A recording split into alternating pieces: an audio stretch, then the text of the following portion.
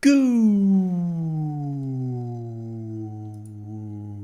afternoon. Welcome back to The Siege, or good morning. Good evening. And welcome back. It is Thursday? I think it is Thursday. Yeah. It is Thursday, the last time I checked. And welcome in, folks. Welcome in. We have, a packed day ahead of us. Well, actually, it's not as crazy as yesterday. Yesterday was just crazy. If you've missed it, I released 3 videos yesterday. That was crazy. Well, truth to be told, 2 of the videos were already ready, but I still needed thumbnails, so basically churned out 3 thumbnails after another, and apparently Terranil is doing horribly. The click-through rate is 1%.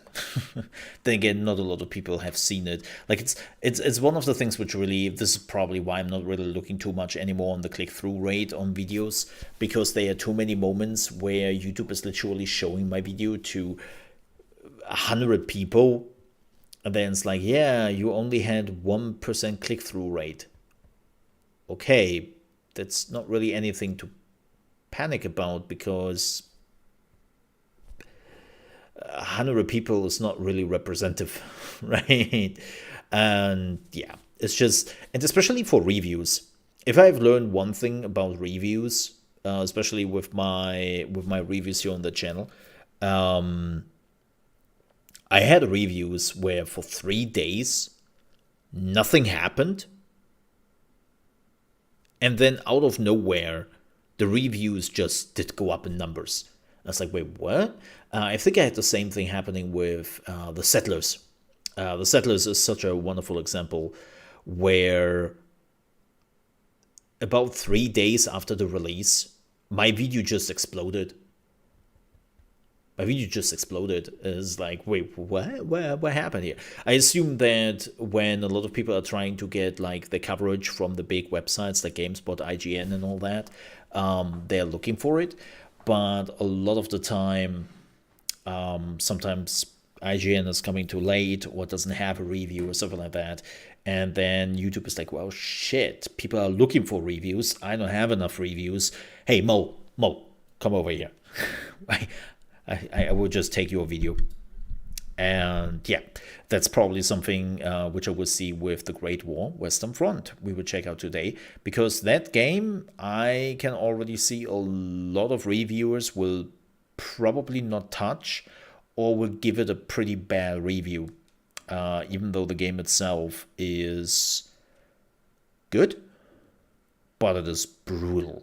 It is absolutely brutal what they would do in the game, and you will see that. So yes, I've already played the game a little bit off stream to get a feeling for it and not to look like a completely dingus. Don't you worry, I will still look like a dingus by playing the game, because the game is freaking hard, man.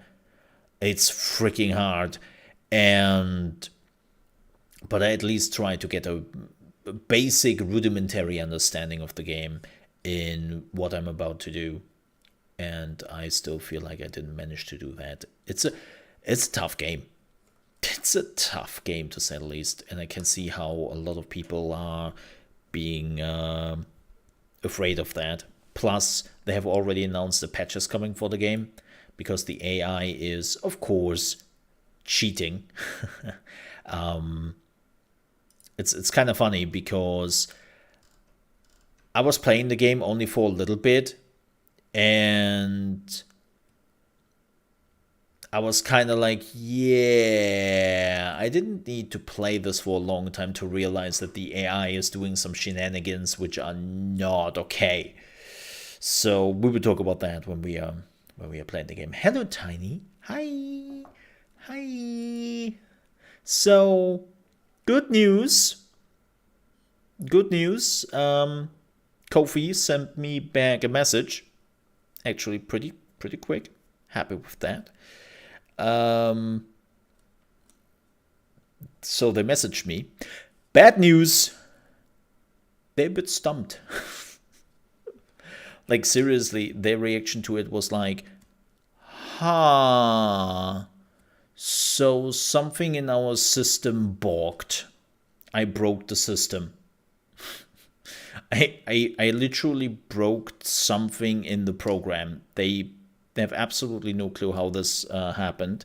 So they basically now send the whole query to their engineers, so to speak, to their software engineers, and they have to look at the code because something just broke. Something just broke. And I was like, well, can you not just disconnect my subscription from you, and then that I can just reapply that? And they were like, no, they can't. So I had a chat open with them then, or chat like a quick back and forth. And they were like, no, they cannot do that because apparently they do not have the power to do that. It's like this has to come basically from the person. They have to basically approve it. And it's like, okay, all right. So yeah, now software engineers apparently taking hold of it. Look. Enjoy your lifetime sub? Apparently so. No, something is just odd. And they were like, yeah, chances are that you have to redo the sub.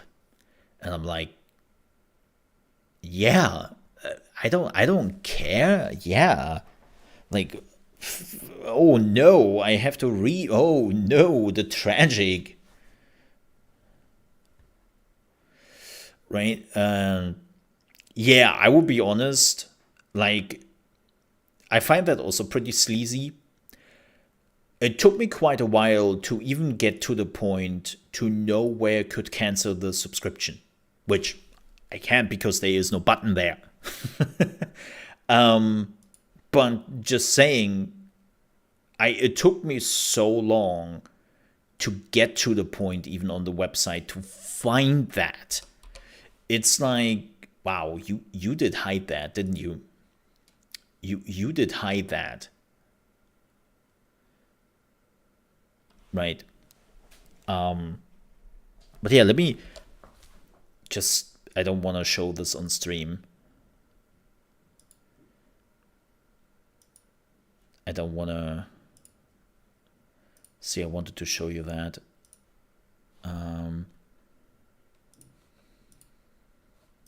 But I will not show it on stream because I'm not crazy. And so this is how it looks for me, just so you have seen it. Right, you are under my subscriptions, as you can see. I did post it in the Discord. So you are under my subscriptions, which is clearly a lie. Yeah. So you are there, but where is it?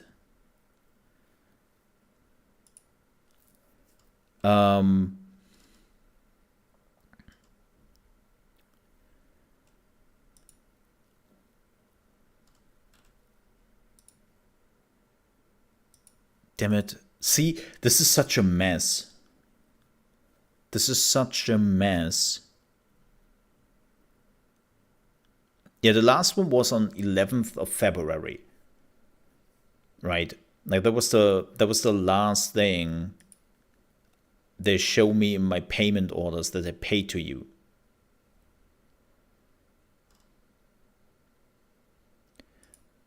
But I'm looking for the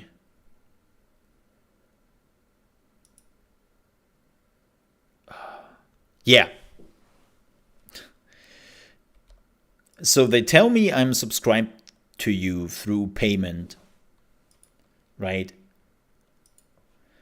And which is absolutely impossible because, let me show you this. This is a screenshot I just took, like this very moment.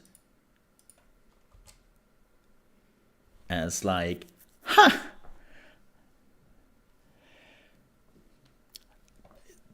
well, okay. I don't apparently have a PayPal. So that's the problem, right? Like the subscription says I'm connected to my PayPal. My account clearly doesn't have a PayPal connected, whatever the hell that is. And so basically, when I'm trying to connect a new PayPal, I cannot cancel the subscription because the button, which is normally under the monthly pledge for canceling subscription, is not there. And when I'm trying to just reconnect my PayPal, the system says, no, we already have your PayPal. But it's clear that it's not connected. It is, again, something on their end in the background just evaporated. They have to fix that.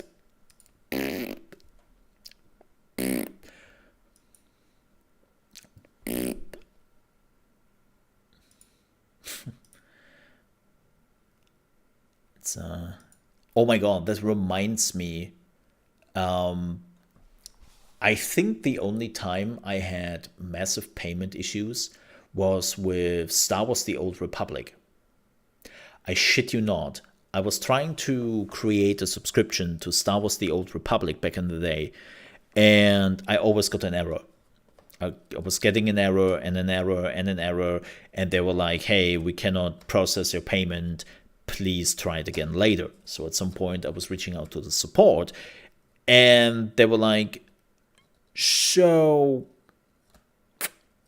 what kind of browser are you using? Well, Chrome, like everyone else does. Yeah. So our payment system, like the software and all of that, is not working with Chrome. Can you please try the Internet Explorer?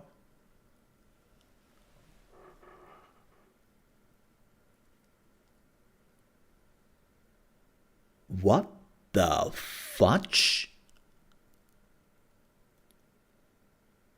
The what? Yeah, can you please try the Internet Explorer, please? It should work with the Internet Explorer. And that was in 2011 or something like that. Like,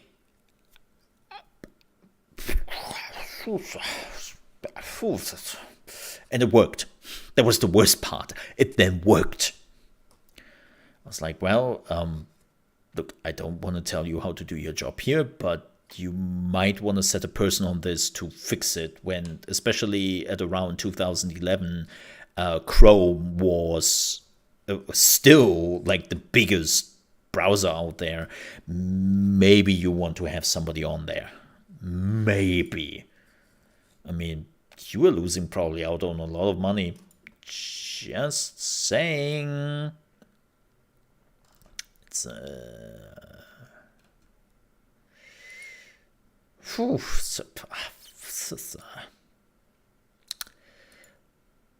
and then companies complain that nobody is playing their games. Yeah, we can't. But thanks. Thanks. So yeah, we're checking out the Great War Western Front today. This would be heartbreaking on many levels. And then tomorrow we are back to my channel. Yes, to the big one. And we are playing Dredge. Looking forward to that. Should be fun. The game is unfortunately coming out in 4 hours. So, don't really want to wait for that long. So we will just check out Dredge tomorrow.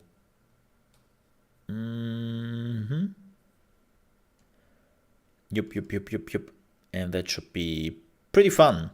Like, Apparently, a lot of the reviews who are already coming in are saying that Dredge is phenomenal on many levels. And I'm looking forward to that. Yup. A little bit of a Cthulhu in my life. That should be nice. A little bit of squeaky horror. What else? What did I do yesterday?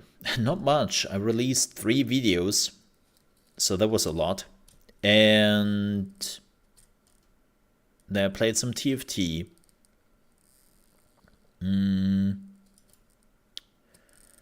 Played some TFT, some Last Epoch, and that was about it. Like, literally, that was it. Yep. And I lost in TFT. Like, man, that was gut-wrenching. I think I played 5 rounds of TFT, and I lost 4 of them badly. Like, just devastated. Till then, the last round, I completely, utterly won because I started to use a combination people left alone. It's kind of weird. So in the first few days, the character Twisted Fate became like the most played character in the builds. Everyone is using Twisted Fate, and it's just like, because Twisted Fate is absolutely insane OP. And so everyone was gunning for Twisted Fate. But in the last 2 days, nobody's playing Twisted Fate anymore. Absolutely weird. And I have no clue why that is. Here is yesterday matches. What the hell? Why are you pushing yourself forward? Thanks, Paint. You bitch. This is where I won the first plate. I mean, not really surprising, having a tier 4 unit 3 start, that we have any 3 start, and Sona 3 start, and everything. And Jenner is 2 star, which is a tier 5 unit. Absolutely disgusting. Like, the second guy had no chance. Like, he wasn't even remotely close to beat me. Yeah, you can see, like, those were my other games I were playing. 4th place, okay, barely won. 8th place, 6th place, 7th place, totally decimated. Didn't get anything going. I was trying a few things out, and it didn't really work. So, yeah. Oh, excuse me. But this one was just disgusting. And it seems like nobody is going for Twisted Fate anymore. And I don't know why. It's this weird thing of everyone was going for TF, and then it stopped. Which is weird because TF is still bonkers. They haven't nerfed him. They haven't done anything to him yet. And I think people just got annoyed. Like, they wanted to play something else. But because of that, I can just now go for Twisted Fate when I feel like it. What else?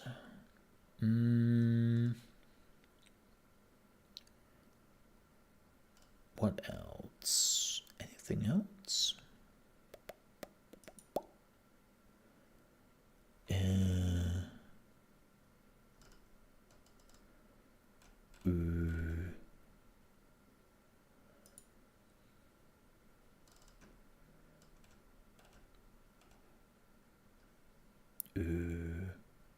I don't think so. I was thinking a little bit about the games we are playing in the next few days, but there is not much. We have Everspace 2 leaving early access next week. Keep in mind that also on Friday, I take a vacation, a mini vacation, and then on Monday, after the weekend, I'm also not here because of Easter. So there is nothing happening. But till April 13th, where the Warhammer DLC is coming out,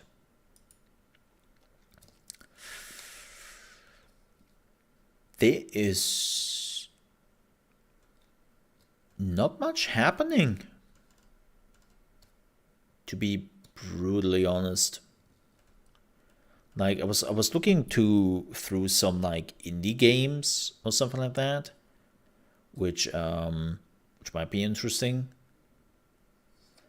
But unfortunately, I saw nothing. Like, we might check out also Tainted Grail, The Fall of Avalon. We might check that out. But again, Dredge and more Dredge. No, actually, I enjoyed Terra Nil, by the way, yesterday. I mean, it's pretty clear that I enjoyed it after I streamed for quite some time. But I will probably just play some Terra Nil off stream. Haha. But anything else? I don't think till the April 20th, where Stray Blade and Dead Island 2 is coming out, I don't really have anything else. Which is really unfortunate that for the next 3 weeks, I don't have that much. And then the end of April, we have a few games. Quick note here. Quick note again. I still don't know if we are checking out Jedi's Survivor. I don't know, man. I'm just so not in the mood for Star Wars right now. I loved the first one. I was really loving the playthrough. Was glad that we did it. But I'm kinda in this mindset right now of I don't care. I know, it's like, what? Yeah. I don't care. Like Star Wars, maybe, like, this is definitely something which I blame Disney on. I think I had too much Star Wars in the recent years. And then, of course, all those spoilers all the time on Twitter. Like, as I said before, like one of the worst fandoms I have ever seen is Star Wars, where everyone is just spoilering everything. It's like the new episode of The Mandalorian is just 20 minutes old, and people apparently have already watched like a 1 hour episode in 20 minutes. And it's like, oh, come on, you skip through it just to see like the crazy stuff and go to Twitter and to post their shit there. Unbelievable. Absolutely unbelievable. And it annoys the shit out of me. It sucks completely any interest to watch The Mandalorian. Like, I think I watched the first 2 episodes of The Mandalorian, and then afterwards I was just like, Thanks to the fandom on Twitter. It's just, folks, stop spoilering that shit. And so right now, I'm not in the mood for Star Wars. I'm not. So chances are pretty high that when Jedi Survivor is coming out, I will not play it. Maybe in a few months, when I find the time. Sure. But nah. Also, especially on May 2, May 2? May 2nd. What the hell is wrong with you? On May 2nd, we have Redfall and Age of Wonders 4. Like, I have better things to do. Seriously.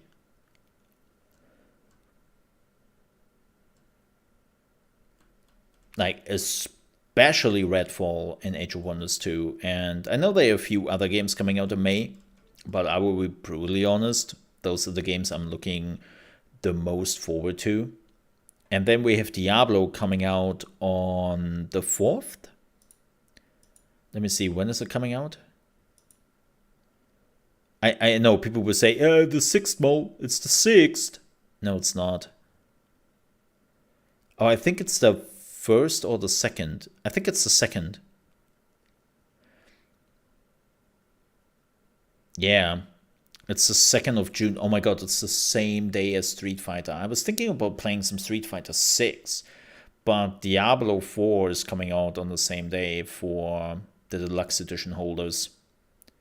It is the 2nd, right? Let me check.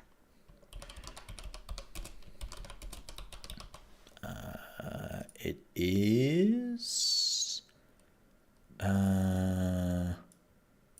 no. That's open beta. I hate that they called the open beta PR demo early access. I hate that so much. Shame on you, Blizzard. Shame on you. Yeah, June 2nd. Yep. June 2nd. So that's the Friday. And then for everyone else, it starts on June 6th. Oh boy. Oh boy. So it's the same day as Street Fighter 6. Fudge. Like, absolute fudge.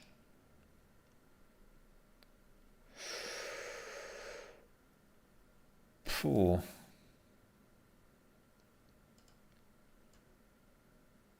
Welp. Get wrecked. Then we have also Park Beyond coming out in June. And of course, let's not forget that, even though everyone is now bailing on E3, which I find hilarious, by the way, that is also E3 week. That is the week of E3. I know it's not E3 anymore, but it's E3, not E3. You know what I mean. Where they're doing all their announcements. And I just want to die in that week. I think that week is...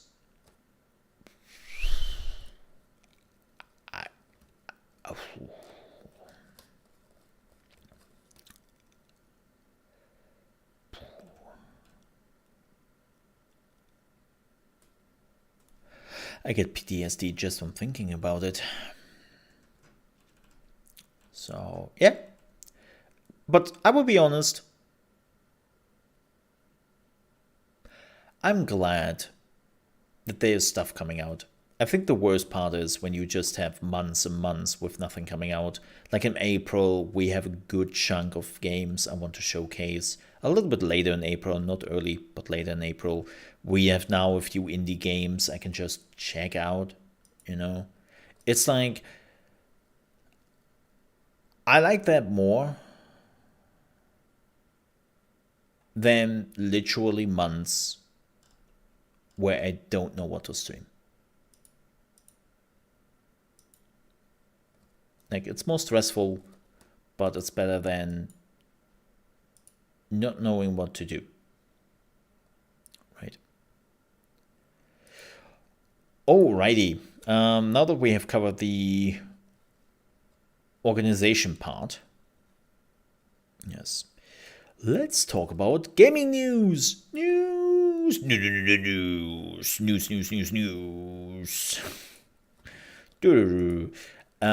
Let's talk about gaming news, because we have only a few. Actually, we have frightening few.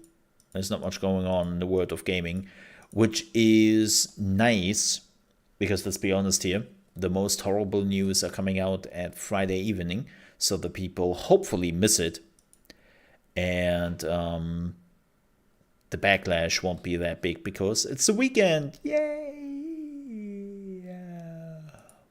Fudge.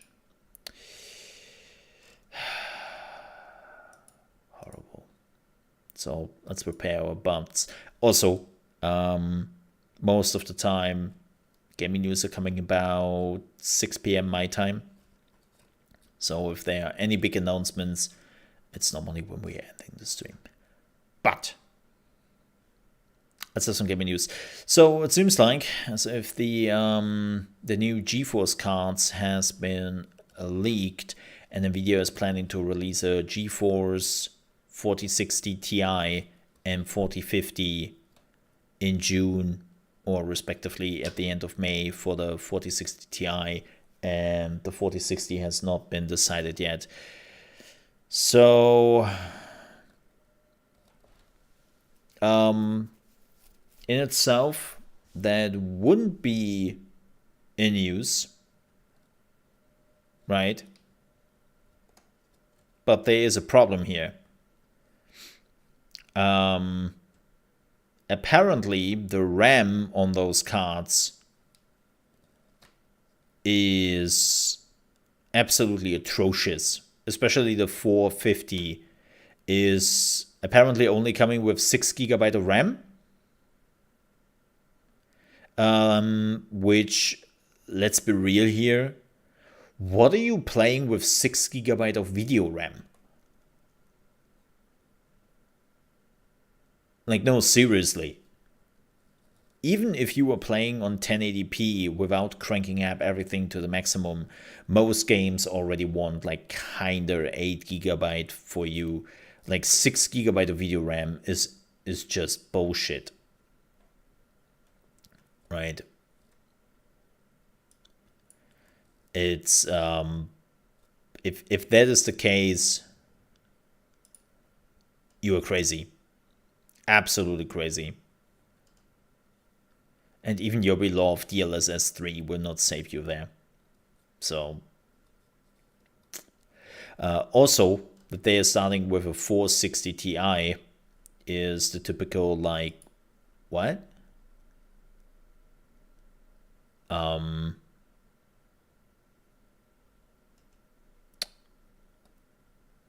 You're just slapping your Ti on everything, right?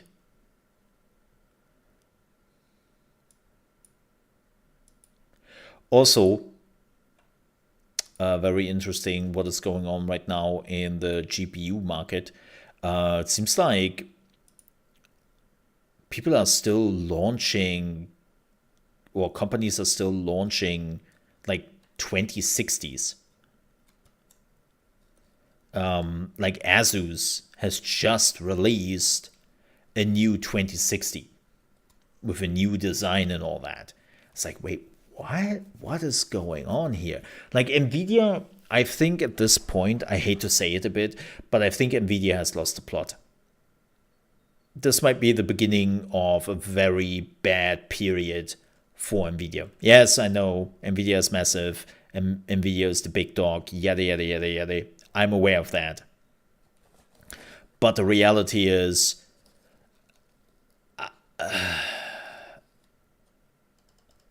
they are doing some weird shit as of late, and people are getting really annoyed by it. And AMD is now finally in the position where they can actually compete, not overthrowing Nvidia. Nvidia is still the king there, but basically the level of, this is what Nvidia is offering, and you can only get with Nvidia, and this is what AMD is offering at the same time, is becoming smaller and smaller. And so the difference of, do I really want to go with Nvidia and live with all the bullshit they are pulling, or do I just remove a few, like a few features, but I don't have to like deal with the bullshit they are pulling as of late? And I think a lot of people have reached a point where they're just saying, you know what? I think I have enough of it. Like, as Nvidia is now trying still hard to sell you all their old GPUs, because they have still so many lying around because of all the crypto crash, and it's like, oh, come on, man. So, yeah, I don't know. Like, for me personally, as you know, I'm neither team green nor am I team red. Like, I'm now having a 3080 thanks to Fogbound Turtle, right? I have a 3080. That's Nvidia. Before that, I had a 2080 Super, thanks to a sponsorship by Nvidia. Thank you for that, by the way. Before that, I had my Vega 56 AMD card. Again, like I'm not, before that I had a 9070 GTX. Like again, I'm going with the card where I'm getting like the most bang for my buck, plus where I feel like the company in question is not trying to pull too much bullshit. And especially Nvidia, as I said, has been doing a lot of bullshit as of late. So, I don't know. Speaking of pulling bullshit, and hey, speaking of Star Wars, let's talk about Electronic Arts. Yes, because Electronic Arts has now announced, and I will quote them here, that they are acting out of a position of strength and they would chop 6% of their workforce.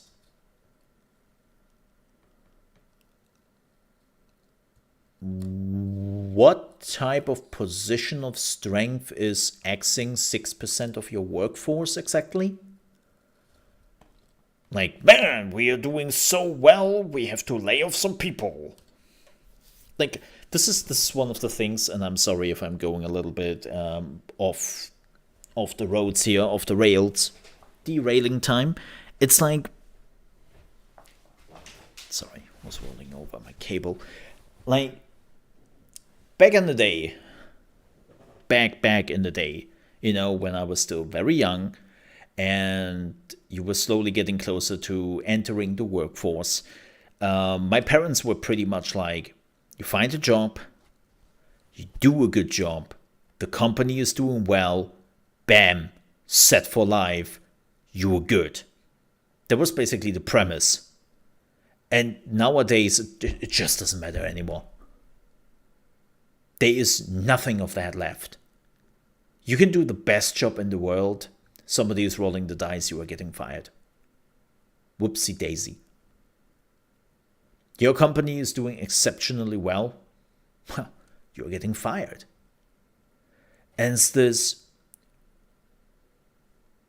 for what am I doing this then? Well, besides of getting paid, of course. But it's job security nowadays is a joke. Like, I still remember a few years ago, the company Siemens, which is probably a company you have heard before, has announced like their greatest business year in the company's history. And keep in mind, that company is around for like over 100 years at this point. It was the greatest year in the history, and they have just axed like, what was it, over 2,000 people. It's like, you know, that the company has to axe positions when something is not going right, and or like a certain division is not doing well. Like, right, Disney has announced yesterday that they're axing, what was it, 7,000 people, and like especially their metaverse division is basically getting axed, which is like, look, okay, that the metaverse is not really working out and that Disney is just now saying, sorry folks, not really interested, and we hired you specifically for the metaverse. Okay.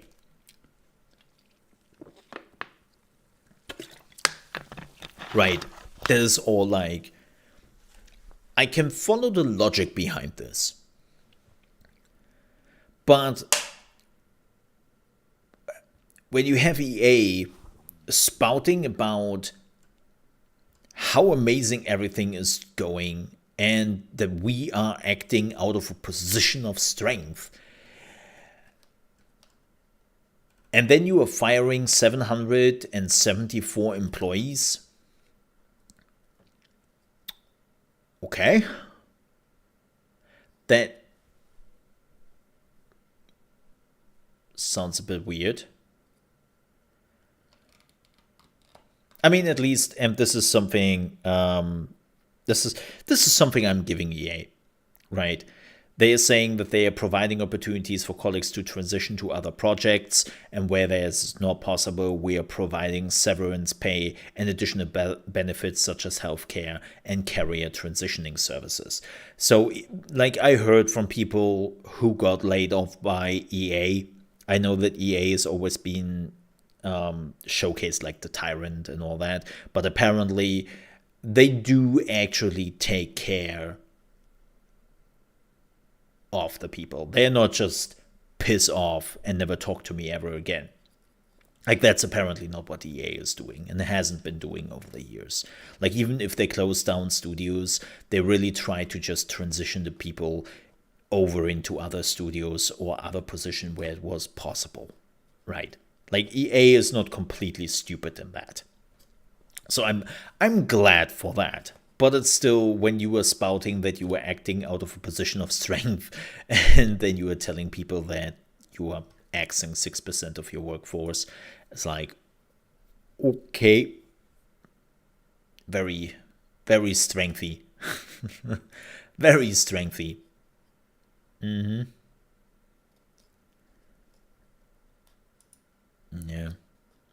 Oh, Ravenbound is now available. We might actually check that out at some point.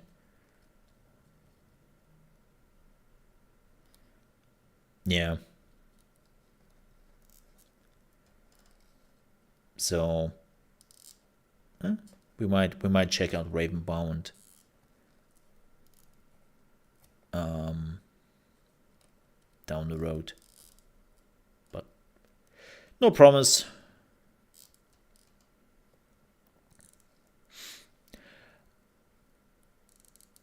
Oh yeah. Boyo, speaking of VR and metaverse and all that, apparently the revenue of VR titles, like across the board, has been down by 42% year over year for the 6 months ending January 2023. So apparently that is going pretty bad. So badly even that the PlayStation VR headset is not doing well. This is coming from Bloomberg. That Sony's PSVR 2 is not doing well. And it is expected that the sales have just been under 270,000 units worldwide in March, and it is expected that there will be a price cut very soon to avoid complete disaster. And it's like, yeah.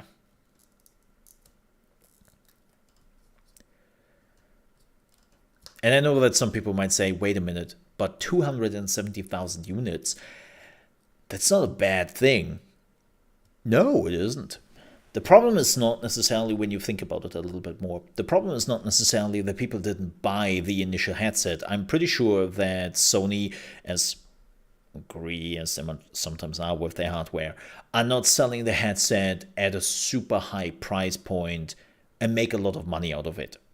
Like, it's a new technology they are still trying to kind of adopt people to, and they want them to later on buy the games, and this is how they make money, right? This is something they have been doing with the PlayStation for decades, till now they are not have to do this anymore because that PlayStation has just established themselves and they can just ask higher prices, and they can actually make some good money out of selling the hardware to the people now. But for the VR headset, I truly believe that it is a little bit different, and it is still a technology which is trying to establish itself and has some major issues with that. So I could see that Sony is just not happy with this, because the chance that you are selling a game to 270,000 people, Let's say you are bringing out a blockbuster game for it, and 50% of the people will buy that game, which, let's be honest here, that number is far too high. Never ever will 50% buy that game. Like even PlayStation games, like even games like God of War. Less than 50% of the PlayStation holders have bought that. So let's bring that to PSVR, and let's just say 50% are actually buying the game. Again, very generous. That's only 100,000 units you would sell of a game. If you were trying to sell anything beyond an indie game, that's not really the numbers you're looking for. Like again, VR is it's a tough market, man, because it never got adopted. Because the problem, I think the problem with VR is not the idea itself. Oh well, it is the idea itself. I think there are two problems, and this is just me running my mind here. The first problem is adaptation. You have to buy the hardware for the hardware to run VR, right? If you want to run VR and the good VR, you need a PC or another console. And that is a lot of money in itself already. And then you have to pay like another 500, 700 bucks just for the headset. Plus you need the room sometimes. Like, it's a tough sale in itself. But then, and I think this is actually the first problem and a much bigger problem,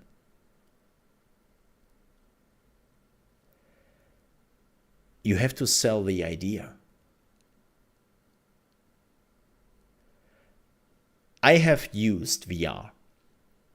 I have seen VR.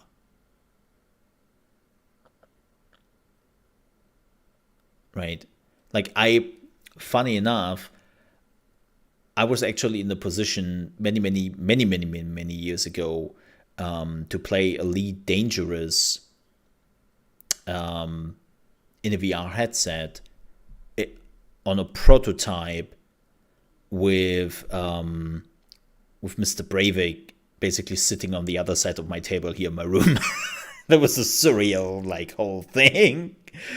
to have not only this developer legend but also a prototype of a VR headset basically on the other side of the room, and he was just sitting there on the table with his laptop. And again, crazy. But even back in the day, like the first prototype, it was really immersive.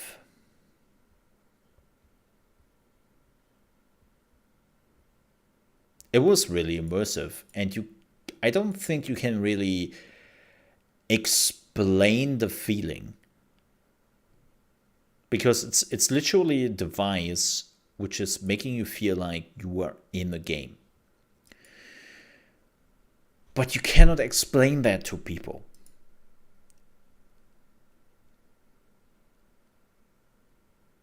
You just can't. You have to experience it. And most people don't do that.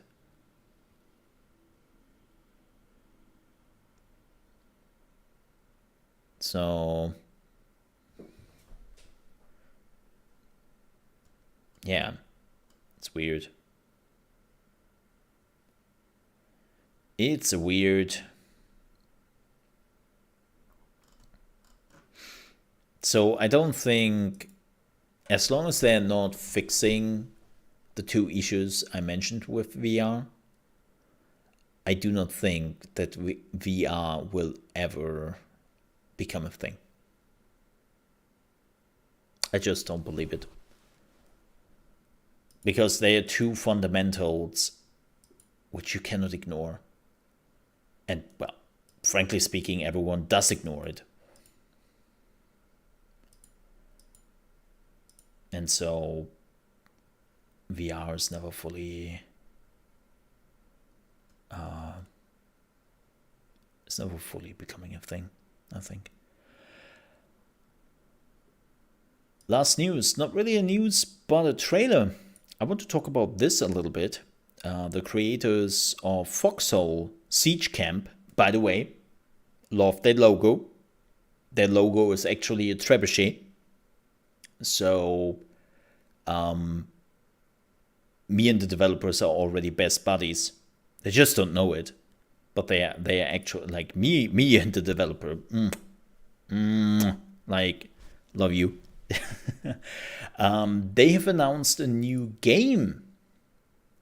Foxhole was their idea of basically a World War II MMO simulator, where you would be in a perpetual World War II, and you are just fighting war, one of the sides, and you decide like what your character wants to be and what you are doing in the war. And it's not necessarily just fighting. There's also a lot of preparations you have to do, and you have to take care of your side. And it was a pretty cool game, but one of the major issues that game had, at least for me, it's a game where guilds and clans were just dominating. They were just dominating. So it wasn't really great for not casuals, but just random players. And I don't really have the time anymore in my life to have a commitment like that, right? Where I can just sit down there for like 3-4 hours with 20-30 people and then do something like that. I just don't have the commitment for it anymore, which is unfortunate. But however, they have announced Anvil Empire. Again, they have a trebuchet, I love them. This is now basically Foxhole in the medieval ages. But you can also create like your own forts, your own cities. And everything is a player, right? Everything. Which I'm really, really curious about.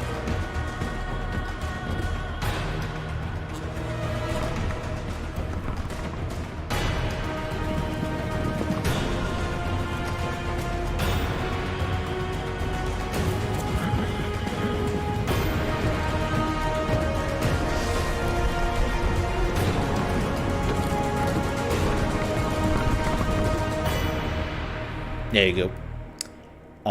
Definitely looks interesting. We will keep an eye out for it. There's apparently an alpha at some point in April.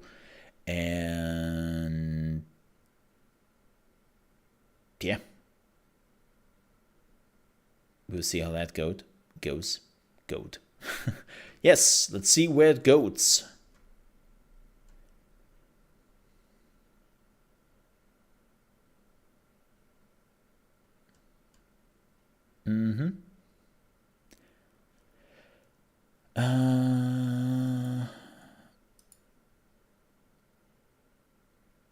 With that said,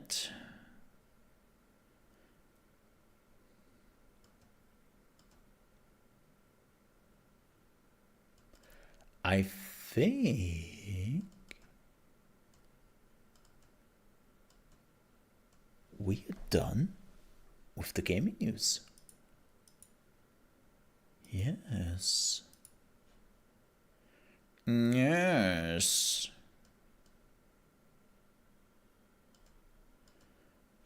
I think it's time to jump into the Great War, Western Front.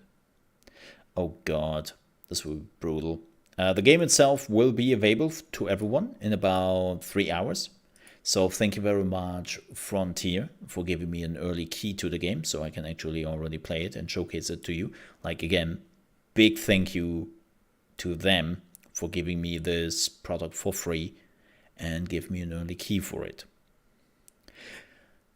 Now, with that said, as you know, that doesn't mean I'm holding any punches. And this game is hard. This game is absolutely hard. Like, the developer... Whoa. Something is happening here. Something is happening here. Minimizing while the loading screens are happening. Never in history had a single shot so changed the fate of a continent. Archduke Franz Ferdinand, heir to the Austro-Hungarian throne, and his wife Sophie, Duchess of Hohenberg, are assassinated on a visit to Sarajevo, sparking a conflict. Well, not quite. They took the wrong road, idiots. One by one, the dominoes fall. The great empires, desperate for influence, are eager to tip the balance of power in their favor. Demanding retribution, Austria-Hungary declares war on Serbia, provoking Russia and Germany to stand on opposing sides. As war reaches France and Belgium, Britain honors its treaties and musters its forces. Europe is now at war. Countless thousands of professional and reservist soldiers would march toward their fate onto the Franco-Belgian border. It would be a conflict like none had seen before. Technology would change the landscape of war and the scale of violence in such a way as to usher in a new world. Within 4 months, gone were the cavalry charges and battle lines of old, now dominated by the thunder shock of artillery and the blistering hail of machine gun fire. This new reality would force entire armies to dig deep into the dirt and fortify their position with a line of trenches. The measure of victory now to be drawn in inches. Thus the Western Front was established. Kind of funny that they say inches, even though Europe does not use inches. It's using centimeters. Millions was now in the hands of a few. So that's rather funny. Or meters. But that's a different topic. I just find it funny. The same goes, like, if you really dig into how World War I started, it's a mess, and it's a mess of absolute stupidity how it started. So yes, the Archduke Franz Ferdinand was shot in Sarajevo, but how it basically happened is pure coincidence.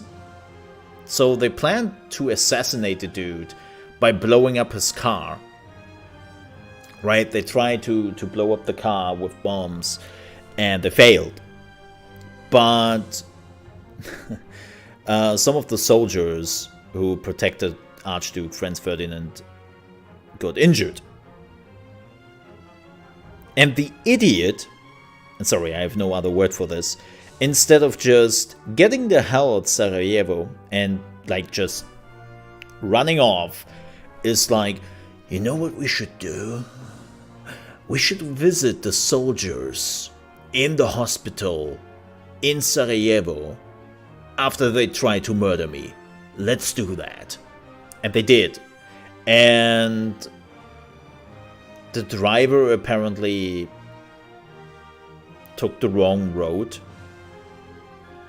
to the hospital. And out of sheer coincidence, on this road, on the street, like on the paved ways, one of the assassins from earlier was there, and he took the chance and shot them both because it was an open car. It's like, wow. Like, you know, if you need some conspiracy theory or something like that, it's like, man, absolutely crazy, like how this basically came together. And then, well, the rest is history. Austria-Hungary made some demands, which were basically like seize all your land and give up your sovereignty, and a lot of bullshit, and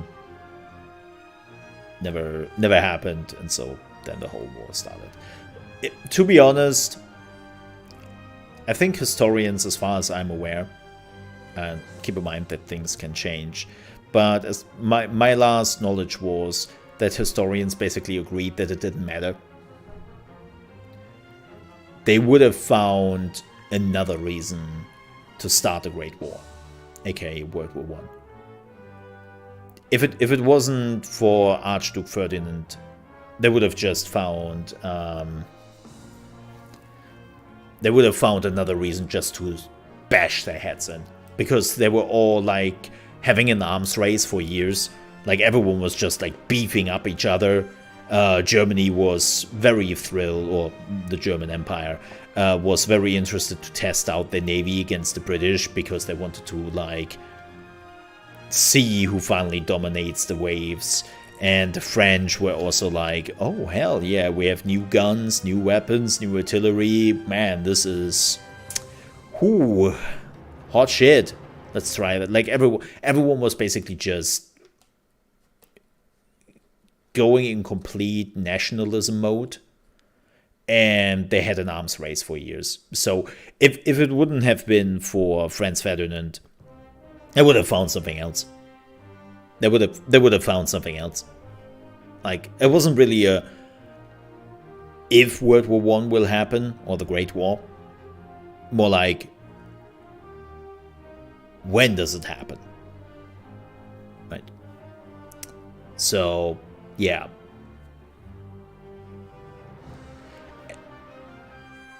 It's just also it was more like a family feud.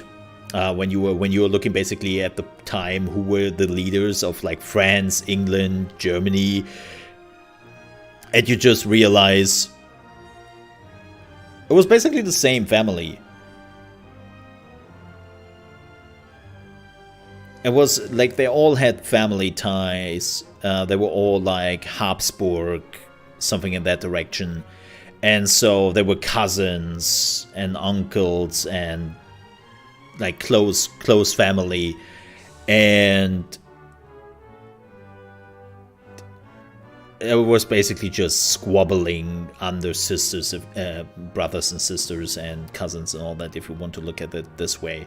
And they plunged the world into war because of that bullshit. Again, like there is so much to it. Like the Great War, where World War II was pretty much cut and dry, the Great War is a mess. The Great War is an absolute mess. My history books didn't make it sound like it that cool. It's a pretty stupid thing. It's a pretty stupid thing what he did there. Like, he could have literally left Sarajevo after the bomb attack unharmed, and everyone would have just been like, well, that's bad, but let's be honest here, nobody died. He is fine. Cool. But he was like, you know what? Just after hours after this happened, I should probably go back into the city and visit the people in the hospital. I mean, what can go wrong, right? It's like, what? Dude, people try to assassinate you. People hate you in that city. Literally hate you. You want to go back after they tried to blow you up? Are you nuts? Well, apparently, because then you died.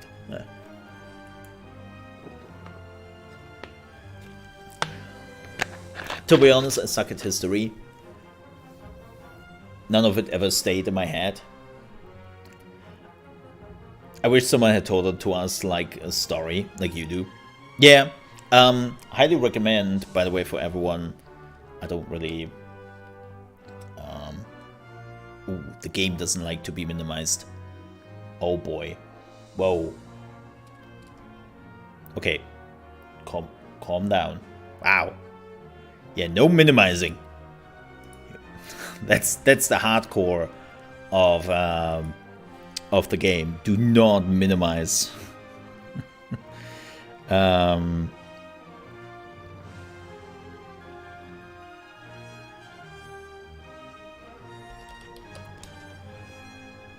I highly recommend. This video was made. Shut up. I highly recommend Oversimplified. He's doing like history things. Like, I don't want to show too much because copyright. Like, he is doing a fantastic job on YouTube, and he doesn't do it too often, right?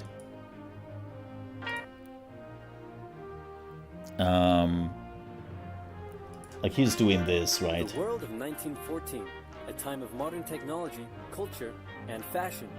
Truly the height of civilization. Let's have a war. Everyone knew a big war was coming. France wanted some stuff back that Germany had taken from it. Germany wanted to take more of everyone's stuff, and they were building a big sexy navy that was making the British uncomfortable. These two empires thought they were really cool, but lots of different people who lived there didn't think it was so cool. And some of them had even been declaring independence with help from Russia.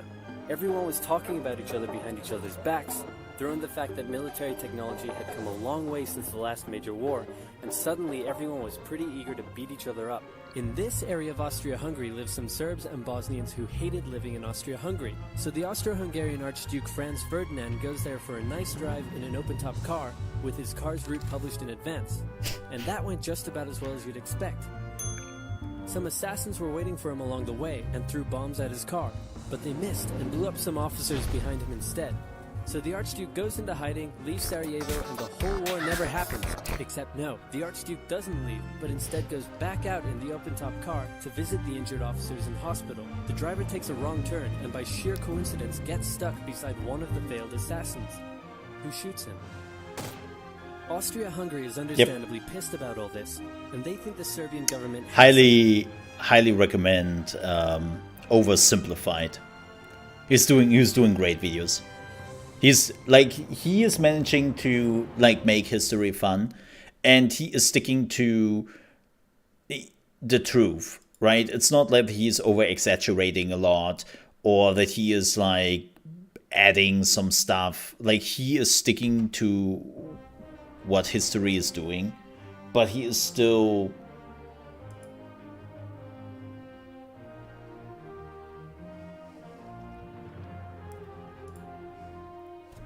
he is again doing a great job. He's not just doing like, he has World War One, World War Two, Cold War, the Punic Wars. He even has like the Prohibition. He made a video about it. Like, he's doing some interesting stuff, and it's always entertaining.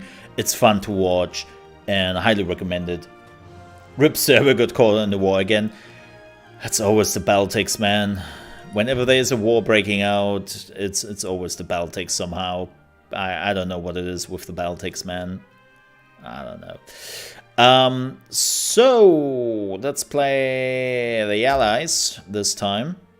We are starting in the 1914 as soldier difficulty. This will go horrible. I will put it bluntly. Oh, what is going on? I cannot click this. Oh, I see what it is. Because I minimized. The game doesn't like that, as I said.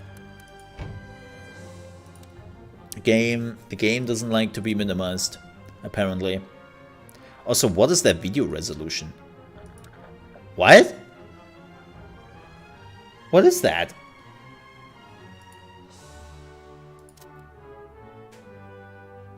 Gets to borderless. Yes. Ah!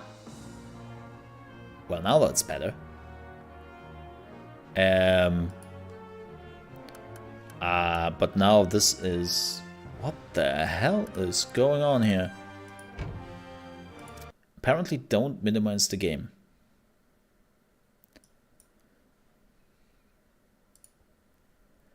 Do not minimize it. It's kind of fascinating how I see some games more and more having issues with full screen. And it's like, don't know why. Oh yeah, one last thing before we are starting this now. The game is unfortunately using de novo as a copyright protection. As you know, I'm a big anti-de novo guy because I think it's absolutely useless. It keeps a company alive which has no reason to exist, and it's just, it doesn't do anything good for the consumer. So yeah, I like to point it out. For some people it is a very important decision if there is de novo in the game or not, and this one, like all the Frontier games, is using de novo. So keep that in mind. Let's go. Let's do the Allies. To war!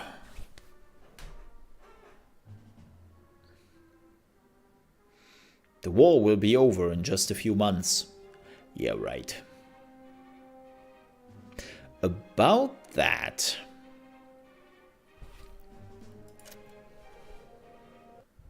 Kind of funny, by the way, Serbia. With the death of the Archduke, Europe is propelled into chaos. Nations honoring treaties and alliances forged years before are now plunged into a conflict they cannot avoid, sparked by a single gunshot. Here on the Western Front, nations draw their battle lines.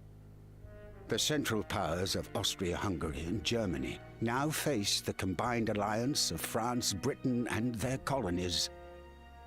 The Great War is about to begin. General, sir, we have word from General Haig. The BEF have successfully crossed the channel and halted the German advance. But the Germans have established trenches along the northern crest. Machine guns and artillery barrages are proving far too lethal for open warfare. That, and they have us trumped on heavy weaponry. Ours cannot stand up to their quantity, caliber, or range. Well, our counter-offensive had them pushed back from the Marne. What of our efforts to encircle them? They have the higher ground here, sir. I have the high ground. We have retaken the eastern tip of Chemin des Dames, but further progress has been negligible. We are at an impasse out there, I'm afraid. Send word to our men to entrench also. Sir, I fear we may not have the experience for this type of warfare. Have heavy artillery rushed over from England. We cannot risk another retreat like at Mons. It looks like we'll be settling in for the long haul. We must push back into Belgium. If we don't outflank the enemy, then we will be at a stalemate. Yeah. Thus the Western Front was established. From the fields of Flanders to the borders of Switzerland, the great nations would make their stand. The fate And we can of have millions that happen. was now in the hands of a few. So the fun thing about Serbia was that basically Austria-Hungary declared war against Serbia. They got their ass kicked. Not the Serbs, but the Austria-Hungary Empire. They were struggling so hard that they basically had to ask Germany, like, hey, can you help us out here a little bit? We are looking like idiots. It was, yeah, not a good show. Not a good show, apparently. As Germany pushed into Belgium and France, the Allies attempted to cut them off by pushing their forces north. Germany followed suit, each attempting to outflank the other in what is known as the Race to the Sea, a race neither side won. Blocked in both directions, the two factions dug in and tried to gain any ground they could. In an unparalleled act of humanity, British and German soldiers agreed to cease fire on Christmas Day. Both sides entered no man's land to exchange gifts and start a game of football. Others took the time to rest, repair the trenches, and recover the dead. This act of compassion was never to be repeated for the remainder of the war. Soon after the event, orders came down: push forward, take new ground, defeat the enemy.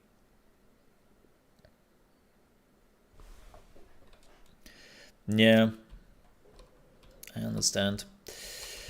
So, let's talk about this game.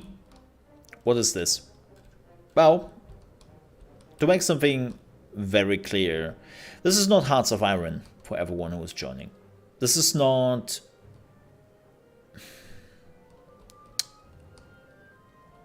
Total War. This is a game where they are highly focusing on a specific area in France / Belgium / Germany. And that's what you're going for. And so you're building up your armies and you're trying to hold the positions. Or you're trying to push. But the harsh reality in this game is you're not just pushing. You're not just doing your thing and move forward. And by the way, let me see. We're still on. Yeah. So that's very important. It's a game where you slowly have to think about what the hell is going on here and then make your decision. Because every round means that you might lose a territory or you are getting pushed in. So you have to prepare your soldiers, you have to position them right to hold off the enemy side to push through, or even worse, reach your headquarters and win. Now you might think, wow, they're pretty close, aren't they? Like, that's pretty close. No, it isn't. It actually isn't, because as you can see, like, every territory has also stars to it, and that means those are basically the fights you have to lose in the territory before they can take over. So it's not like you lose one fight, you will lose immediately the territory. You have to destroy the stars, then you can take the territory. And that is not as easy as it sounds.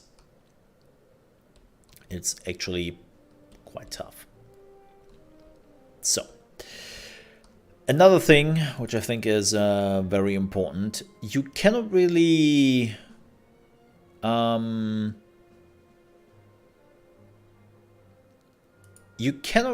buy too much stuff. So there is no economy, right? You're not buying weapons or building weapons. You're not even buying, like, soldiers. Kinda-ish. Let's have a look.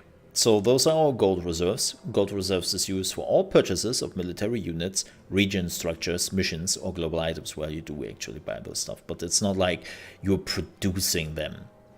It's not like Hearts of Iron, is my point.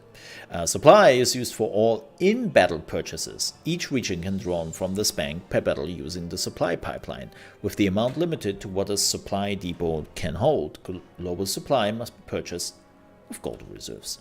So gold is like super duper important, and you are gaining gold every round a little bit.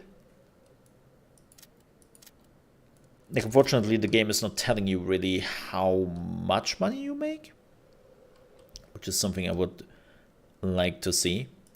Can we buy units already? This is the HQ. This is the deployment for the Brits.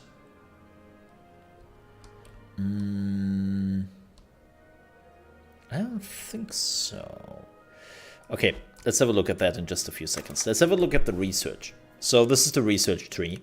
And besides at one point, they're already put in for you, depending on which faction you are playing.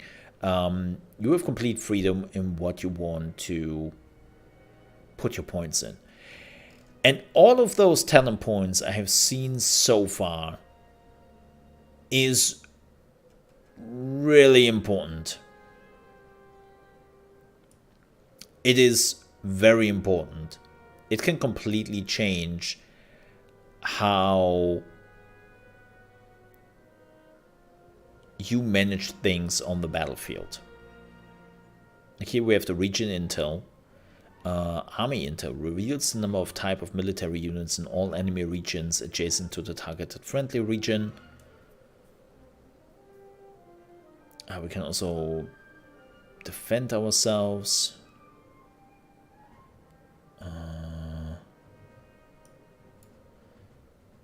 Let me see.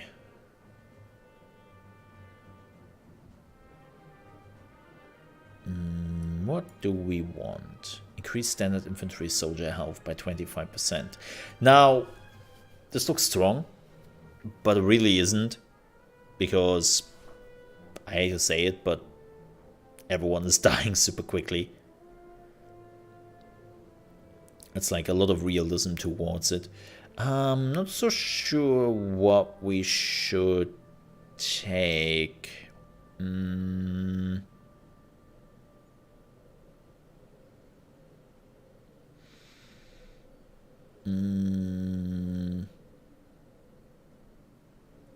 I think trench engineering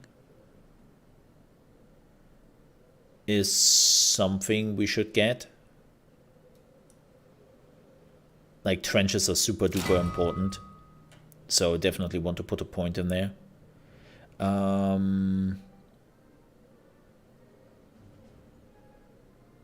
Supplies are really important.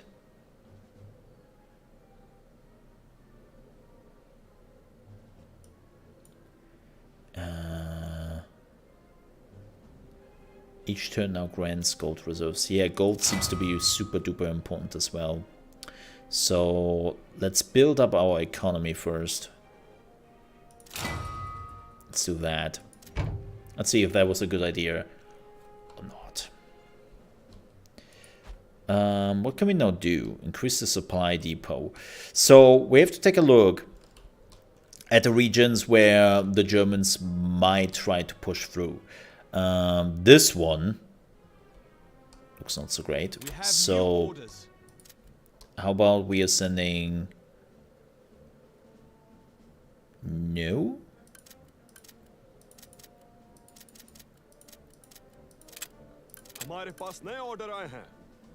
Those dudes. Boop.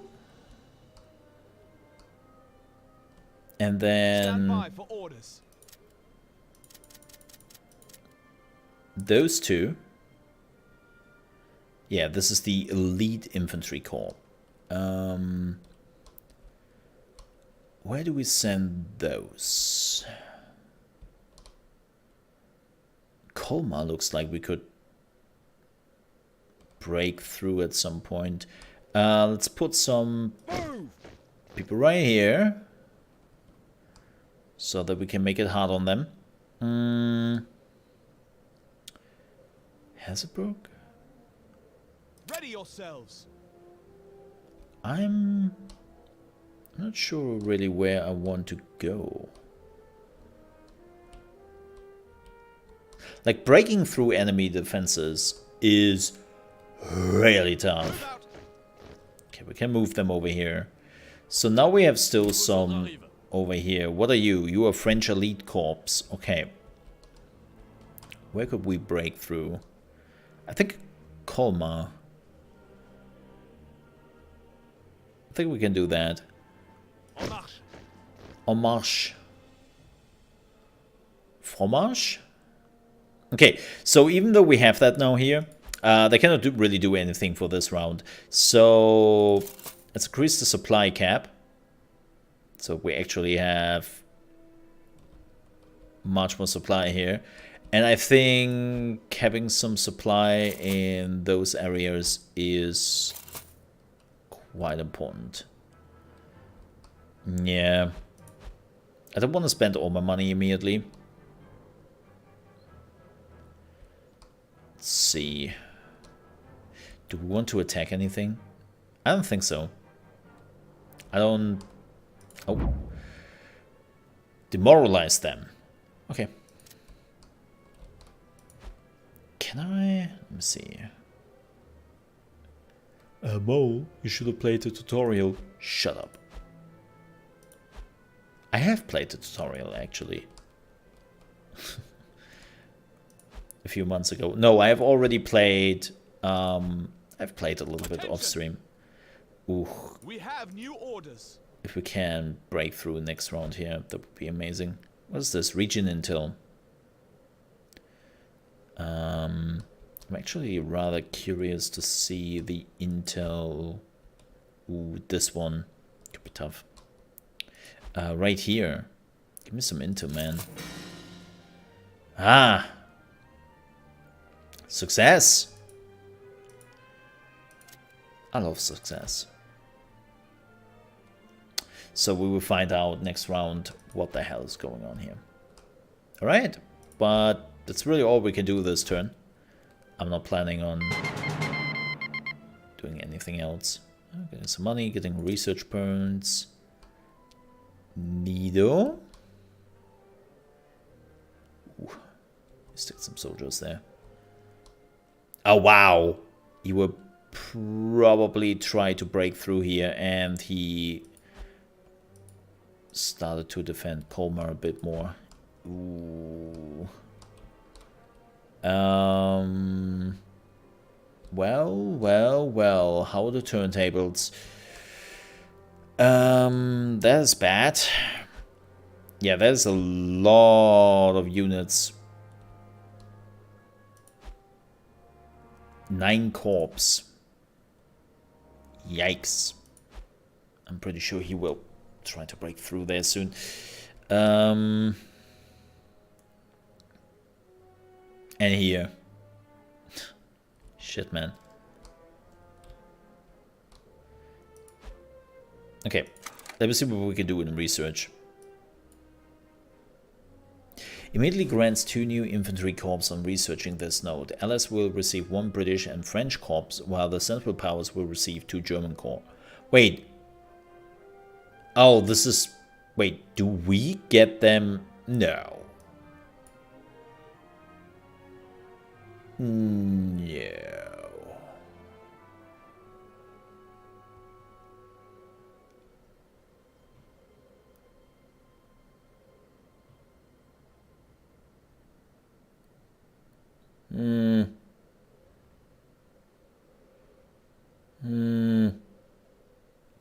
Do we also give units to the enemy?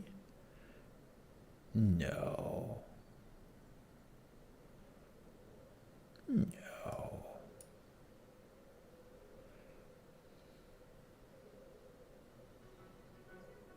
What's this?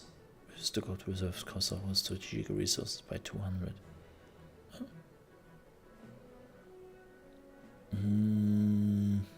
Unlock care packages. Yeah. I think it would go into improved helmets. I'm not sure how good it is to really like go into multiple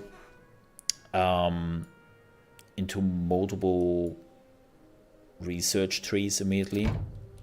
That's something I haven't figured out yet. Death from below! Yay! National will -10 thanks to U-boats. Awesome.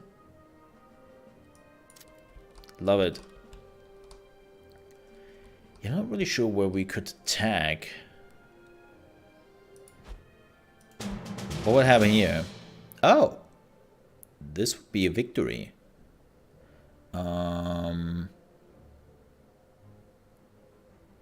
Let's do auto-resolve. -4. -20. Okay, that's pretty good. Boom. Boom. So we hit them a bit. This would be a stalemate. Not really what I'm looking for. So you can do those fights yourself. Oh, this would be a major loss. Yikes, let's not do that. Stalemates. You can do those battles yourself, and you probably should. It's a minor victory. The problem is when I'm now attacking here, they will attack those two. Not sure if I want that. But sure. Oof. Don't know if that was worth it. Can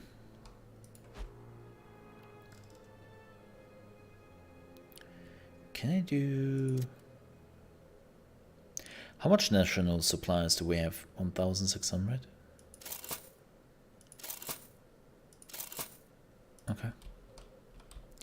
Let's have some infos right here. Oh, wow. Oh, nice. We get the intel on those two.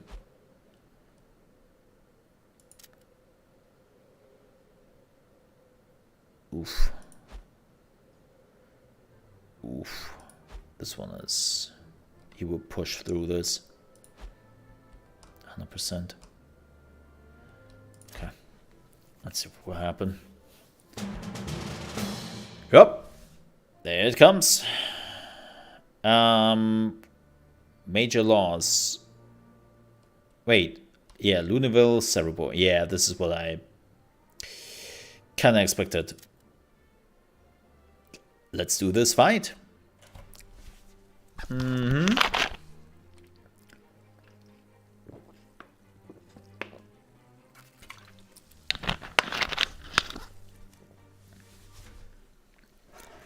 Oh, that's interesting. There's some like water holes here.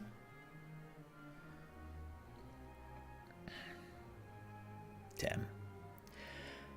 So we have to play this. We will probably lose.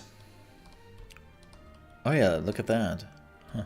We'll probably lose this because we don't have the units to basically hold this position.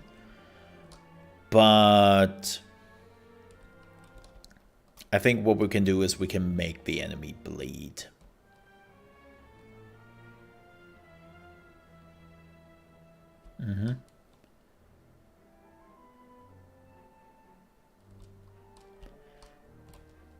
So, what is happening here? Well, what is happening here is that now we are preparing our defenses.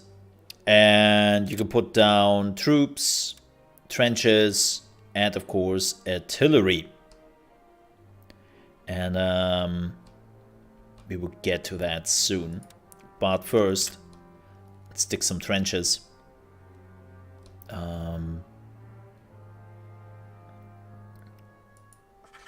Let's stick some trenches here. I don't think they will go through here, right? They wouldn't be that crazy. The problem is that the AI is apparently, surprise, cheating a little bit.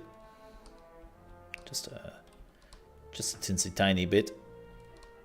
Do we want to upgrade anything?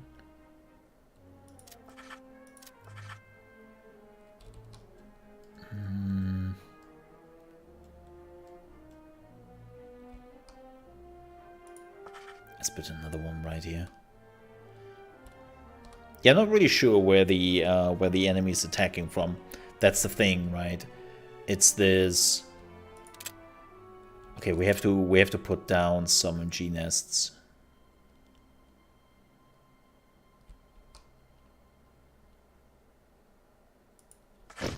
Like, G nests are super duper important.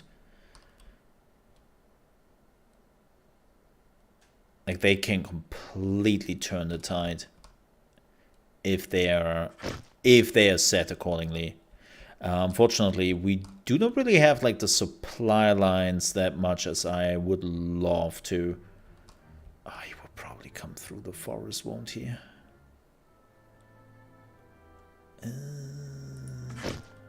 Yep, and there goes my supply. All right, let's put down some soldiers. Au rapport.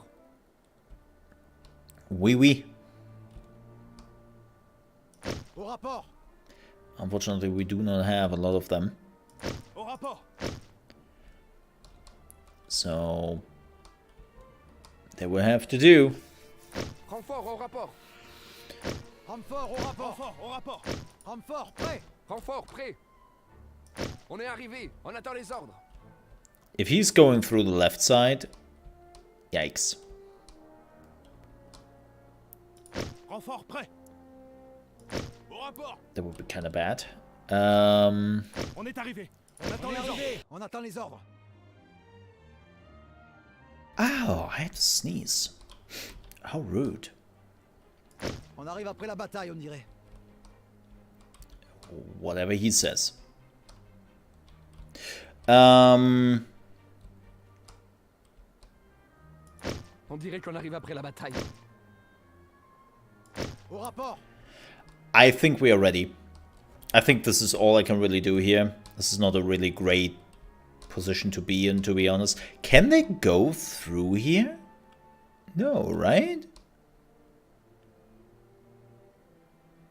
Renfort au rapport. Renfort au rapport. Okay, we are out of points. Well.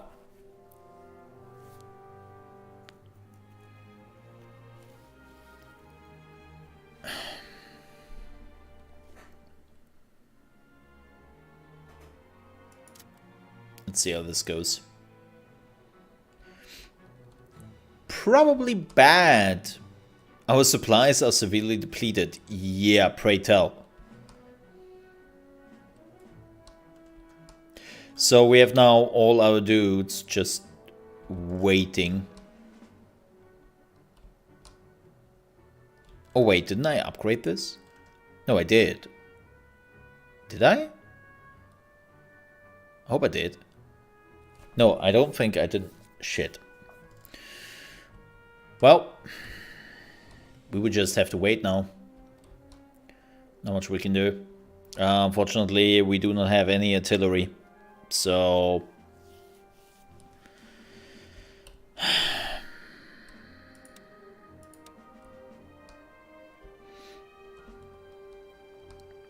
oh, they have a balloon. Bastards. So they definitely can see us. Yeah, I'm not attacking. If the enemy doesn't want to attack, cool. Like, not my problem.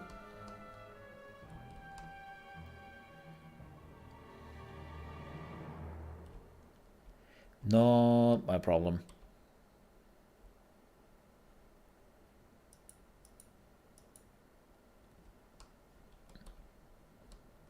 I hope it's not my problem. Would be pretty weird if it becomes my problem, because he attacked us, so the timer should work against him. Right.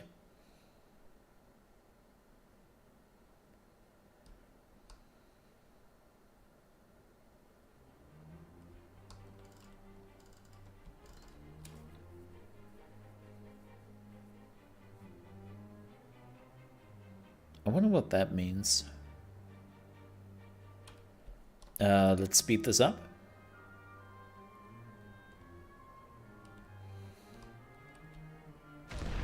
Oh, here they come.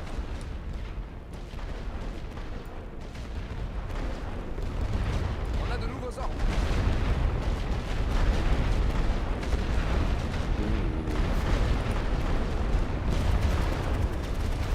Yep, here they come.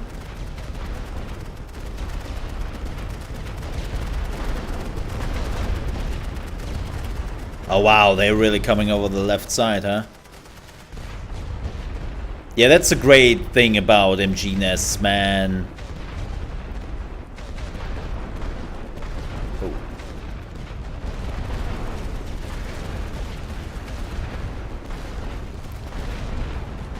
Damn.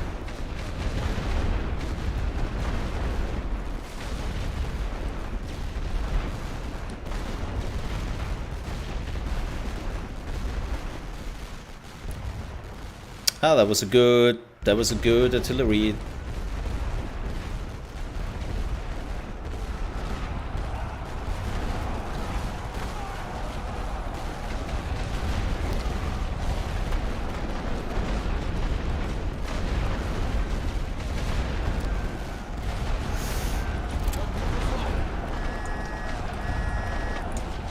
Okay, sending some units over there.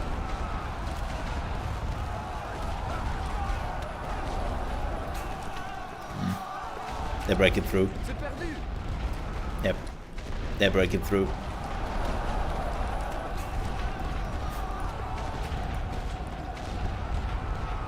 a de nouveaux ordres. Sur la ligne. Attendez les ordres. Défendez cette position.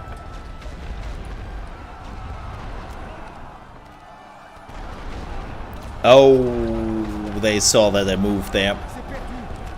C'est trop. Retraite. So C'est perdu.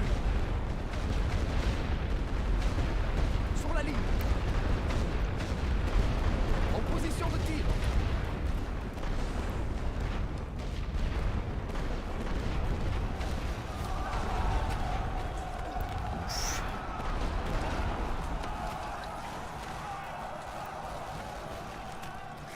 okay.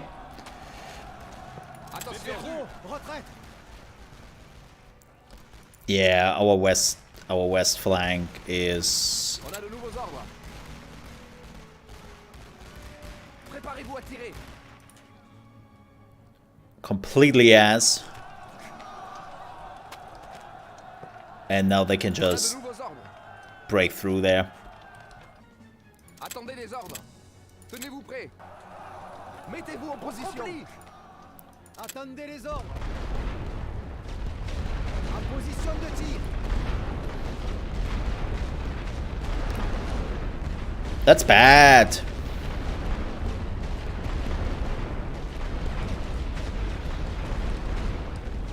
But again, I'm not really expecting to win this too much.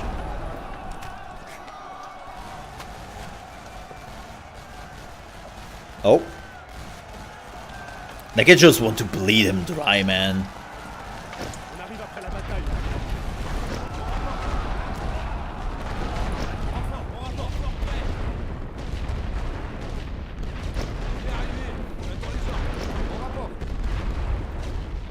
Oh shit. This is where my reinforcements are coming from? Are you kidding me? Why are you coming from there? Yeah, what?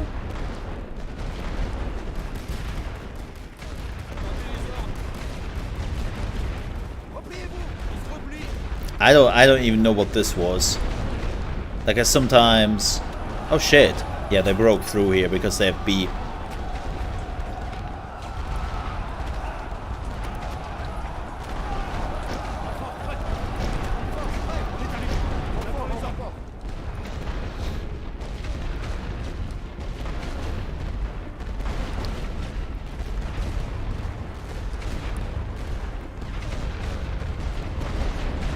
Ugh.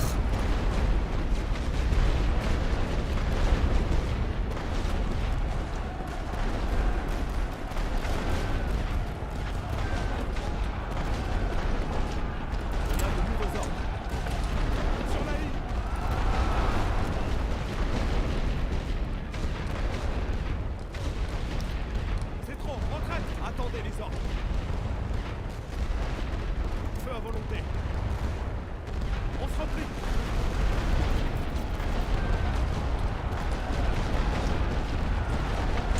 Yeah, they're now pushing through the left side all the time, which makes sense. Not much you could do here.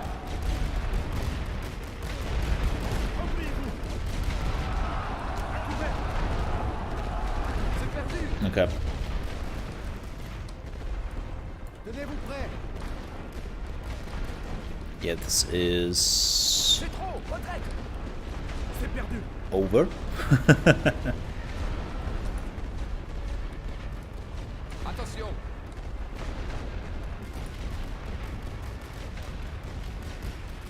Pretty much. Repliez-vous. On arrive après la bataille. Renfort prêt.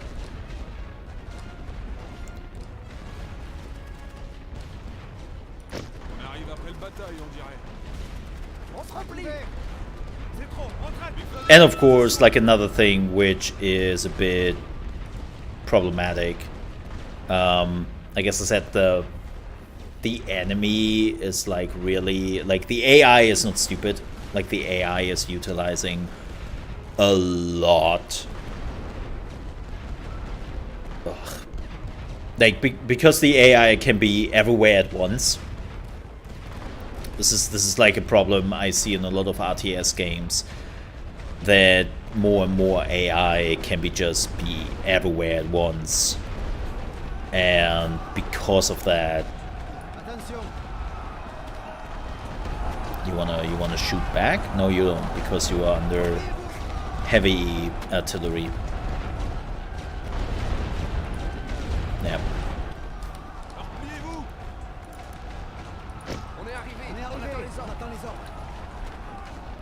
Well, that was the last supply.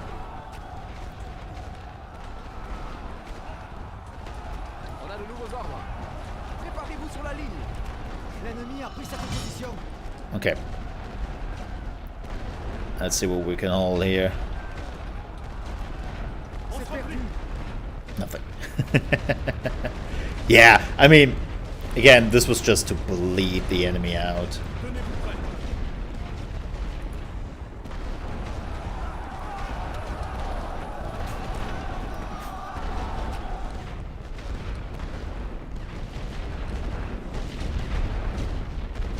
Oh? Oh yeah, they're not fighting there. Interesting.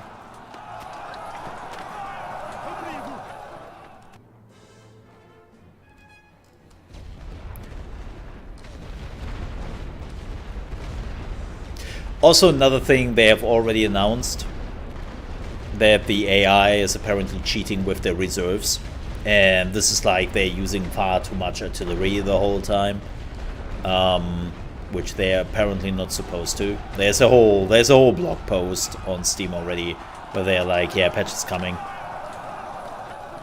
It's a bit busted. Which is really unfortunate. On a de nouveaux ordres. Préparez-vous à tirer. On a de nouveaux ordres.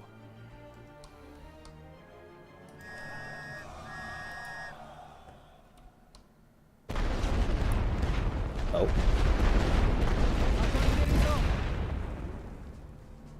Oh! Ceasefire.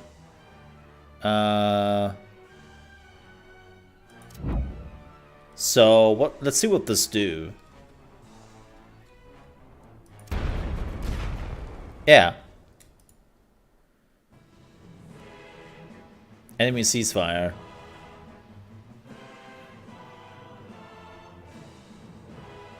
God, look at those people, man. Especially this dude. Oof.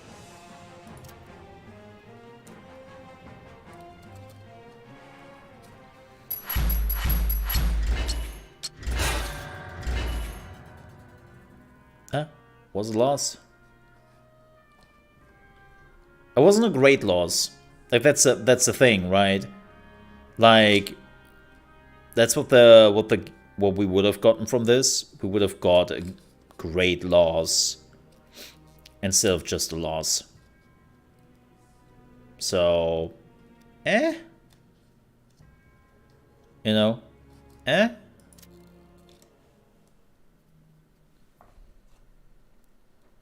That wasn't too bad.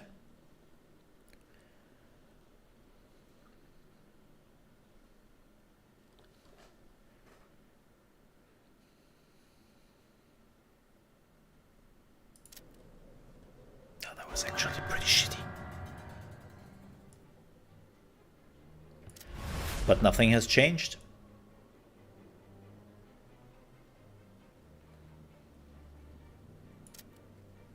Yeah. Oh. Here they come again. Wait. This time it's more harsh. Oh my god, they are taking that again. God damn it.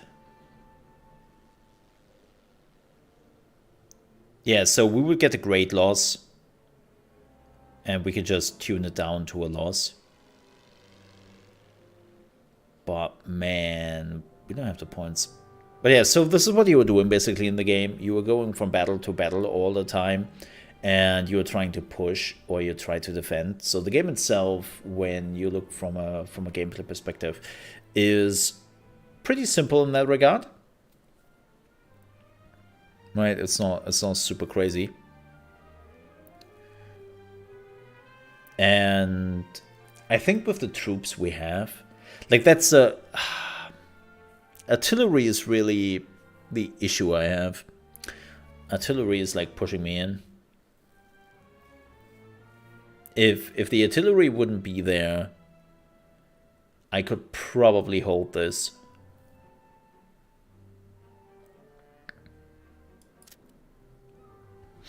So let me see. Oh boy. Wow, what is this map? Holy moly macaroni. Damn. Damn. What is this map, man?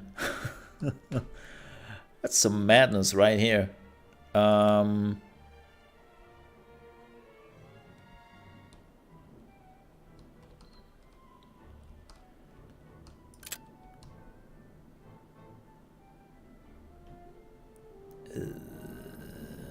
Putting an MG nest.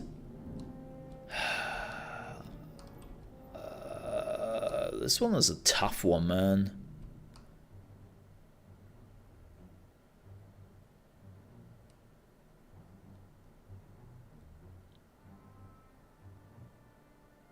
Because, as I said, the enemy probably knows. Like, that's really unfortunate.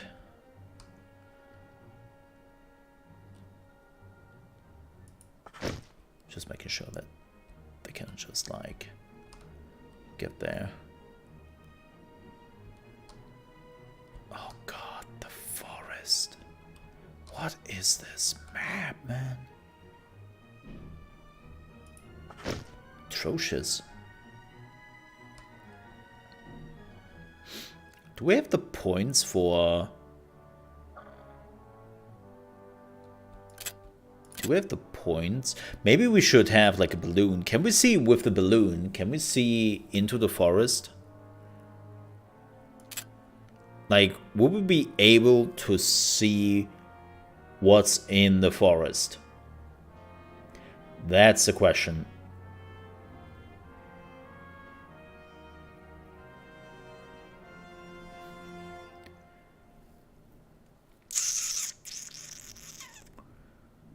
I mean, we have to kind of try.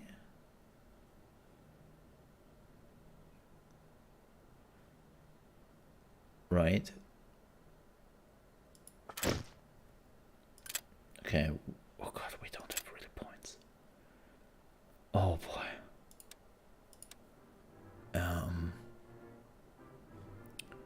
Yeah, we don't have the supply power here.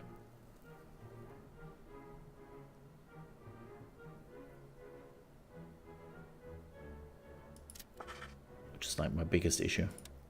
And now we're out of points. Okay, begin the battle.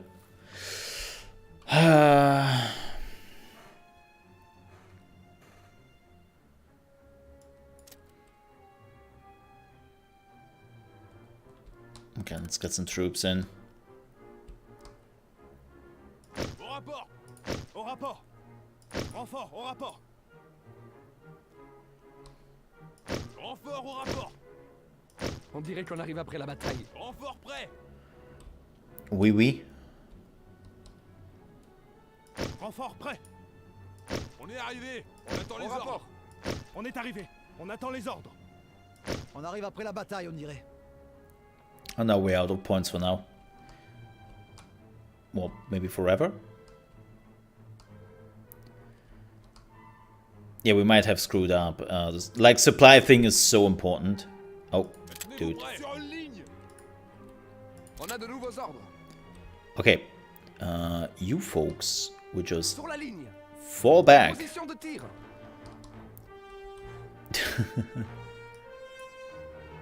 Attention! Attention. En position de tir!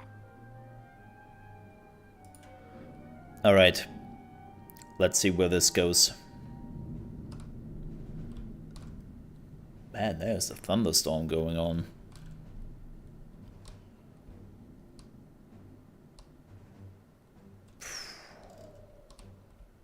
Again, just here to bleed them. We have barely anything.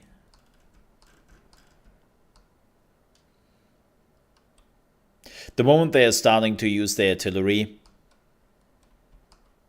we are screwed.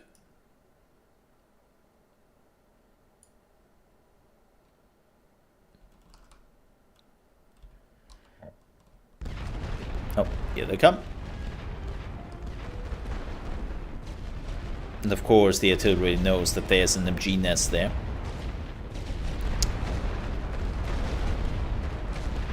Because, you know,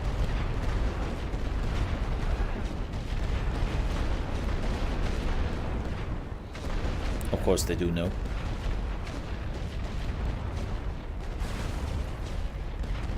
Man, I'm so glad when they're fixing the bullshit. It's like this game is clearly about knowing. And it's like they know too much.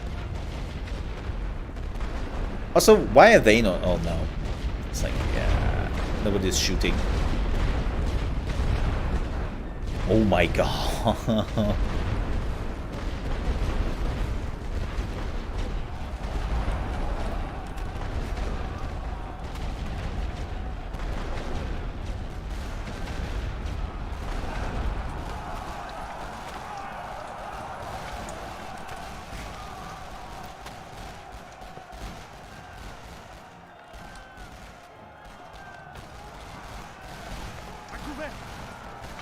C'est perdu. Oof. I mean, I didn't really expect anything here.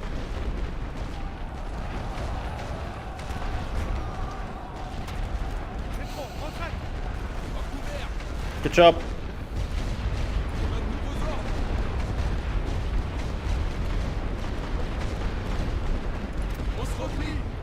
Run! Flee, you fools!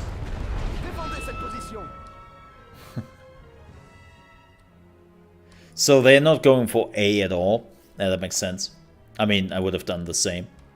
I mean, why would have gone to... Why would I go to A?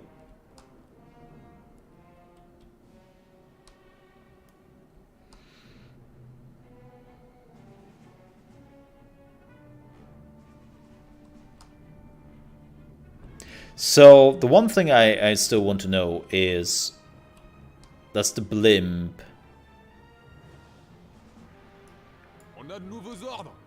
show me if the enemy is like... coming through the forest or not?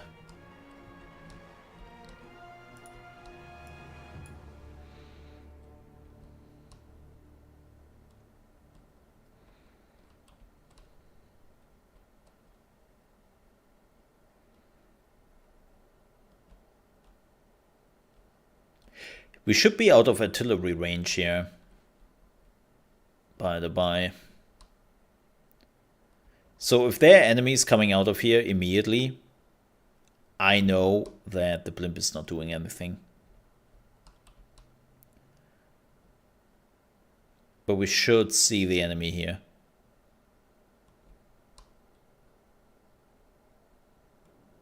In theory.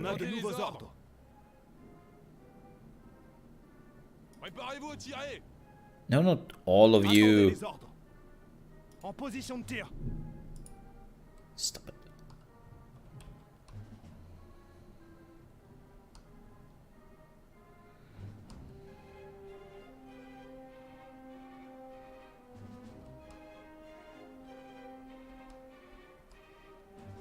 Are they going to A first?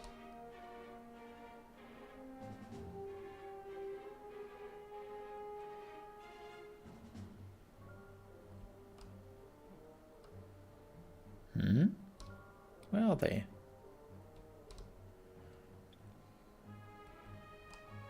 I would laugh my ass off if the enemy is not attacking because he cannot help with artillery.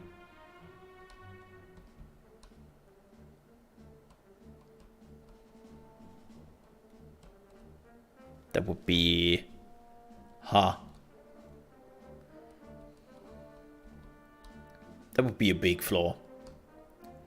Like, I'm already a little bit annoyed by the whole, oh, artillery. Yeah, okay, you cannot do anything anymore, and now the enemy runs you. It's like, okay, I get it. That's how you take trenches. But it's also a bit, from a gameplay perspective, a bit boring. Oh, here they come. Okay, we can see them, thanks to the blimp.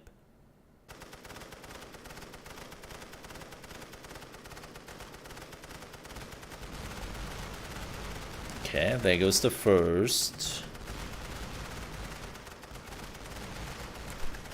I think they're getting cover in the woods. Oh no, we didn't saw this one.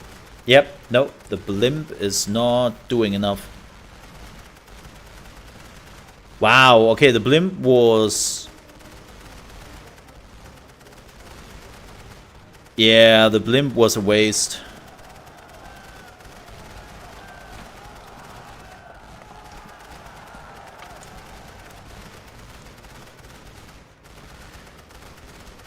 Yep, the blimp was a waste.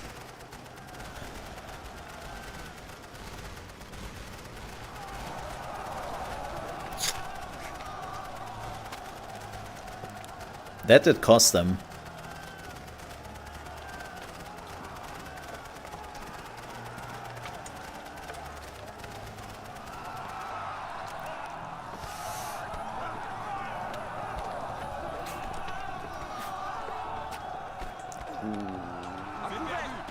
Yeah, of course.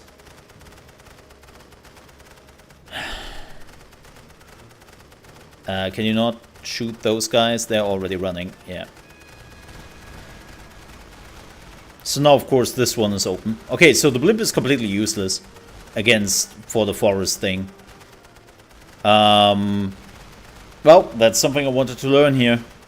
And I did learn from that. So not using a blimp anytime soon.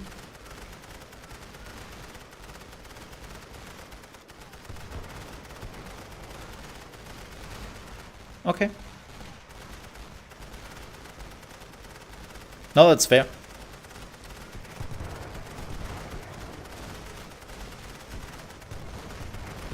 Ne les laissez pas prendre cette position. Tenez-vous prêts.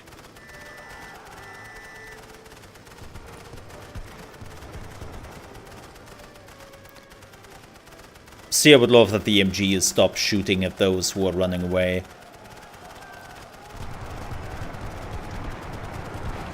Wow, what happened here? Interesting. So... Attention. Nobody is coming to A, apparently, huh?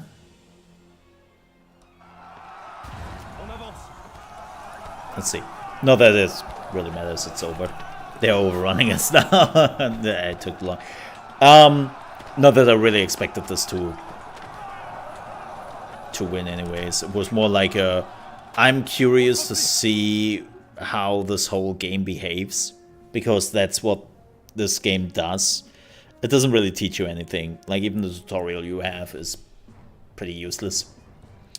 So you have to just try a lot of things.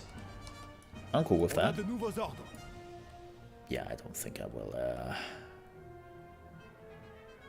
And now they are taking positions. Okay. Nah. Surrender.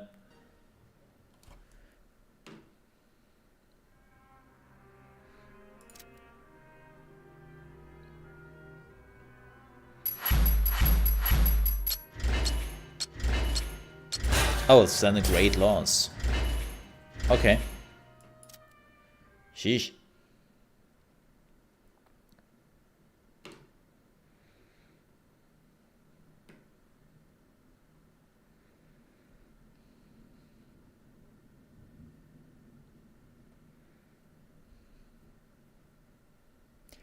Oh well.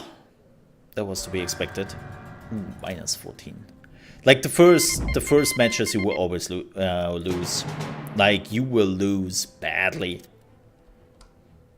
Right? As I said, this game is like the Dark Souls of strategy games because it punishes you hard. It punishes you hard.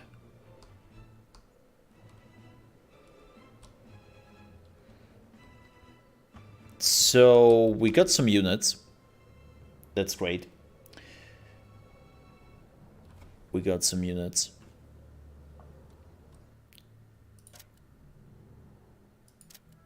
But with that said, folks, I have to end here, unfortunately, today.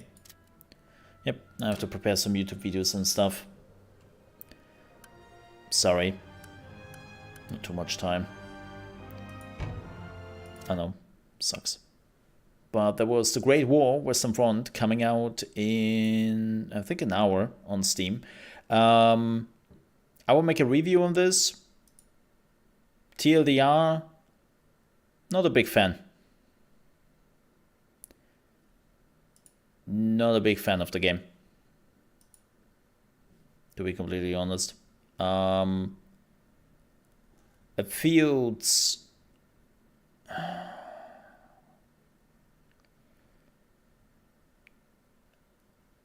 I don't know what it is.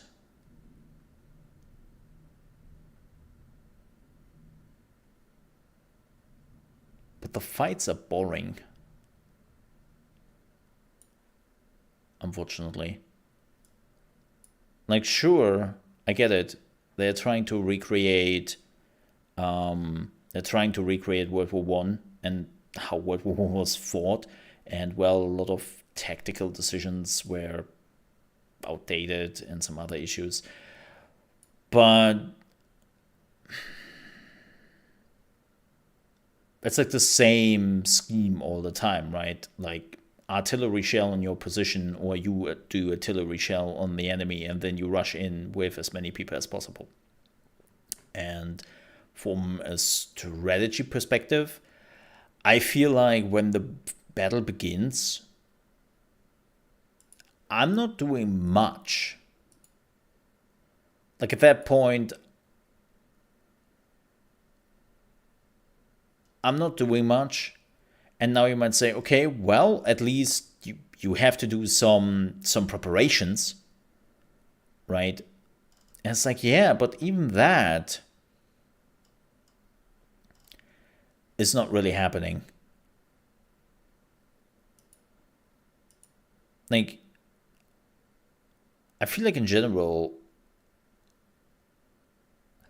I'm not making a lot of strategic decisions which really matter, but it really comes down to who has the most soldiers on the battlefield and who then has the artillery. That might change later on, but especially at the beginning it feels like that. And it doesn't feel... It doesn't feel interesting. Like, I don't know what that is, but the game feels boring. I hate that. I hate that. Really do. But yeah. I will make a more thoughts video about this. And then I will be back tomorrow on my main channel with Dredge, which should be pretty cool. I'm looking forward to that game. And then in the next few days, we will definitely be back with the Mole Under Management channel with, let me see, what is the game which is coming up next year on the channel for everyone who is interested in more Mole Under Management stuff. That would be Total War, Warhammer 3, The Forge of Chaos Dwarfs. Yep, April 13th. So we have like, what, 2 weeks of basically no content. Maybe I play some Terra Nil at some point. I really enjoyed that game. But strategy-wise, management-wise, there's not much coming out. Like, literally the next game is the Warhammer DLC. And then what is coming afterwards? We have to see. Like, that's the interesting part with the Under Management channel. There's just a high chance that there is a game coming up I didn't really have on my list, but it is a cool little indie strategy building game. And yeah. So with that said, I have to get out of here regardless. because I have to prepare a few things in the background. And then we'll be back tomorrow at 8 a.m. ET with Mole in the Morning in Your Gaming News over at youtube.com/ChaosMole, at ChaosMole, or /ChaosMoleFX. With that said, have a good one, folks. Stay safe. Bye-bye. And Mole Thought video is coming up here in just a few minutes. Till then, ka-ching!